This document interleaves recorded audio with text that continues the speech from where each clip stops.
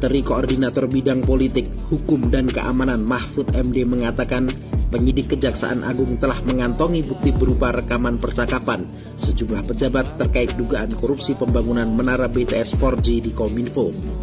Bukan hanya bukti percakapan, penyidik juga mengantongi dokumen dan surat pendukung dalam perkara ini.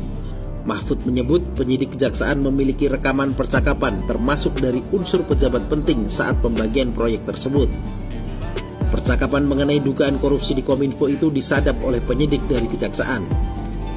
Bukti rekaman percakapan antar pejabat itu diharapkan dapat digunakan untuk membongkar aliran dana dalam dugaan korupsi yang diduga merugikan negara hingga 8 triliun rupiah. Mahfud menambahkan penyidik Kejaksaan juga sudah mengantongi bukti kuat terkait keterlibatan Johnny G. Plate dalam kasus ini.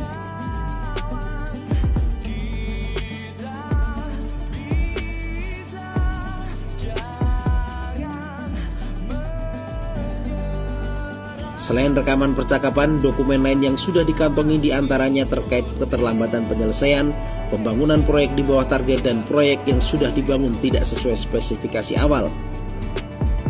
Sebelumnya, Menteri Komunikasi dan Informatika Johnny G. Plate ditetapkan sebagai tersangka dugaan kasus korupsi oleh Kejaksaan Agung pada Rabu 17 Mei 2023.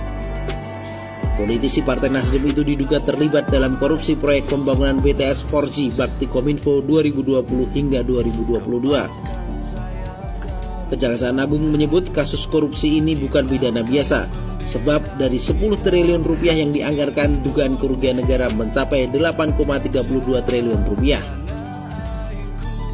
Tapi ada satu titik poin yang harus kita cermati bersama di dalam kasus ini. Kita ingat peristiwa ini, dana yang digulirkan proyek senilai 10 triliun sekian. Kerugian negaranya 8 triliun sekian. Nah, ini mungkin harus kita cermati bersama bahwa ini bukan peristiwa pidana biasa.